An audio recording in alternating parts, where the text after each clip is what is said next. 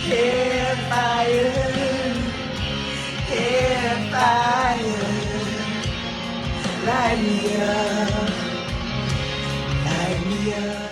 Hair fire, hair fire, light me up.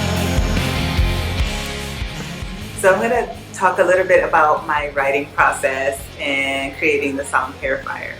So it's interesting because the first image, when I write songs, sometimes they come in images. So the first image I had that really gave me the idea for Hair Fire was when I was sitting in a van and there was a woman sitting in front of me and her hair was kind of like blowing in the wind. And it looked like fire. There was a window open that was blowing wind in, and it was like a mixture of the wind and then the sun shining in, and because it was like the sun was setting, the light that came in was red, and so it looked like her hair was on fire. And immediately it just came to me. It was like hair fire, hair fire, hair fire. So I grabbed my phone, which is what I usually do, and then I recorded a voice memo that was just like hair fire, and then parts of the song just started coming to me. It was so I took like my voice note on my phone, not voice note, but like my regular notes on my phone. And I just heard like hair fire, light me up, light me up. And I started to, I feel like then it started to build out a little bit more. And I started to think about where we were going. We were in Honduras and we were going from Santa Barbara to La Ceiba. And La Ceiba is a city in Honduras that is like, I guess, pretty known for the fact that the Garifuna live there, which are people of African descent who I think they originally came there in the 1700s. And a friend of mine was talking to me or reading an article, I think it was a UN article about the oppression that they faced in all of the places that they live, including in Honduras, and how they're not recognized. And it just made me this mixture of like really sort of like proud to see them and engage and interact with them, and also really upset about the, condition of Black people globally, and because I've been traveling a lot. On that same trip I went to Panama, and just traveling to different places around the world where people where people of African descent are there because of the transatlantic slave trade, and just thinking about what anti-Blackness looks like in different places, but then also what does like feeling like connected and empowered mean. So it was like this combination of like trying to address that, but also not like falling deeply into this like feeling of despair. But also we had this, the hair fire part was more about the spirituality. For me, when songs come to me, I feel like they're coming like from the sky and they're coming like through my body. And so then it was the idea of hair fire too, was like there's this wisdom, whether you think it's ancestral wisdom or the universe or God or whatever it is that comes, that's bigger than you and bigger than all of us. And it's about our purpose here on this earth. And there was something about the mixture of that despair, but also that hope, that really felt like what the song, the energy of the song. So I knew automatically that this was needed to be a rock song. There was something about it that felt very rock to me. So then the other lyrics start coming. And then like the "Don't touch my hair because it's fire," it was almost like a puzzle. That's the first line, but initially it wasn't. It was actually going to be somewhere further down, and it just felt like it wanted to be first. So it's like, don't touch my hair because it's fire, meteor straight from the sky. That feeling of like that wisdom coming from the sky and going through your hair and your head to like light up your whole body. And that's the whole idea of the light me up.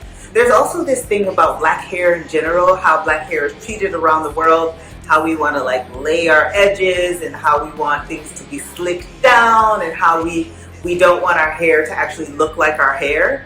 And I definitely feel that growing up in New Orleans, in the South, and like where there's and I think it's like that in other places too, where there's this feeling of like needing to subdue the hair, right? And I like this idea of not doing that, of thinking about the hair as this thing that has power in it and wisdom in it.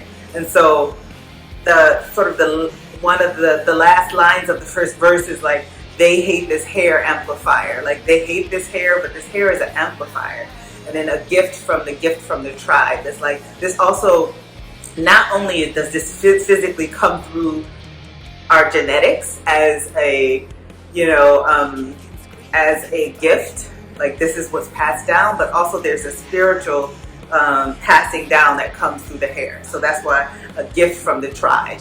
And then it's like hair fire, hair fire. And then I want to talk a little bit about, so the second verse I wasn't quite sure about. I knew when I went to, when I was in Honduras, I spoke to this person. Like, I walked around and talked a little bit to people, and I spoke to this person who is a black man, and just we were talking about what's it like to be black in America. And he was talking about what it's like to be black there, and I realized that even though I'm around such lovely people from all over, there was something that happened that felt like it happened in my body, in my nervous system, when I got to a place where I saw a lot of black people. And it's so interesting because I think probably the opposite happens with other people. Like, if you're maybe a white person and you come and it's a neighborhood that's all black, you might feel some tension or whatever. But I feel the opposite. I feel like relief, like at home, like, oh, a sense of safety. If they're here, then I can be here. And I've experienced that all around the world. I've traveled like lots of places, and I've traveled in Latin America, Europe, the Caribbean, things like that. And so, and it's always that same thing, especially if I'm in places where you don't expect to see black people. So that's, I feel like, where the second verse, part of the second verse came from. Is like, when I see your skin, I admire wherever a look and a nod. Like, I know, like, we recognize each other even though we don't know each other. And then it's like, I know I'm kin and set fire, letting me know that I'm squad, like letting me know that I'm a part of you, even though we don't know each other. Like, there's just like that comfort there. So then I kind of was like, okay, I kind of have the song. And then, sort of my sister connected me with Lukas Rossi, whose music I love, and who I really thought, whenever I'm meeting a producer, for me it's really about the vibe. And does that person respect me? Do I respect them? Are we able to work together in a way that feels kind of nourishing? To me, like, the process is almost as important as the product that we produce. So when I first met Lukas, it was amazing. He's just such an amazing, like, beautiful, gentle soul who really listened to me when I told him where the song came from, and the story I was trying to tell.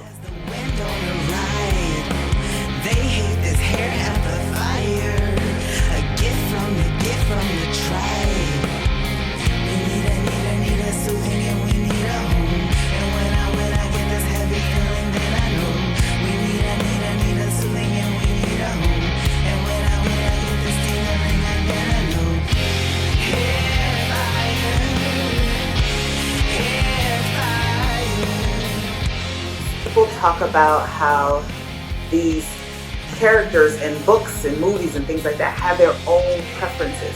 They have their own ideas about how they want to be written about. And I've read a lot of authors' stories about how they wrote things, and it really is that sometimes these things have a life of their own. And I feel like it's like that with my songs. I feel like they come and they're like, Hair Fire was like, I'm a rock song. I'm about liberation and healing, and that whole idea of like what it means to be lit up by something bigger than yourself. All of that was baked into it. It's like I couldn't write the song without that. And so, like, working with Lukas and actually building that the story was really, really beautiful. And he was just great to work with. For me, it's like when I meet a producer, it's about let's sit and talk and let's figure out where our energy is. And I think it just matched. And when I explained what the song was about, it was like he got it right away and started building, and we built it together. And there was a point where, you know, I'm going through, I'm writing, part of the lyrics were already written. And then I think when I went to, part of it is like when I went to Panama, I felt, particularly Panama City, because I went to other parts of Panama, but it was, Panama City was very black. It was very welcoming. It was very warm. It felt very familiar. It was, and so I recognized the beauty of it and the issues around gentrification and you know, discrimination, all the things that we deal with in the U.S. and black folks are dealing with all over the world. I saw that. So this idea around adding in the song, maroonage is giving me life, right? This idea that we can find a place where we have freedom and where we can escape and thrive, and then juxtaposing that with an enclave of where we, generally speaking, as black folks who were descendants of enslaved Africans, are like put in places that are not the most desirable, right? And what are the linkages between those two things? And just thinking about one thing, when I was in Panama, when I was in Honduras, I went to La Ceiba, and like I was talking to some of the black folks there, this one guy, and we were just kind of like talking about what life is like there as a black person, and he started talking about what it's like to, when you go somewhere where you don't expect to see black people and then you see them, how that makes you feel. I think for me it makes me feel like safety, but it also makes me feel like I don't know, like connection and home. So there's something about being kin and skin or whatever that I felt like I wanted it to be in there. And yeah, so it was an amazing experience. But the part of the song where I'm like, we need a soothing and we need a home, Lukas Rossi was like, oh, I think this song needs a pre-chorus. So basically what I did was he gave me like, oh, maybe it should be like this long, and then from there I just started saying we need a soothing and we need a home, like that. There was something about finding the soothing and the home that I felt like was missing from the song. So anyway, in general, the song is about kind of black liberation, but also like it's about like black hardship and black liberation from a spiritual perspective, from the perspective of having this broader wisdom and broader knowledge of what this all means. So yeah, my process might change a little bit, but for now the process feels really good. I'm going to be recording more music with Lukas soon. Let me know if you like this, and if you have any questions or will want to hear more about my other songs and processes. Okay, bye.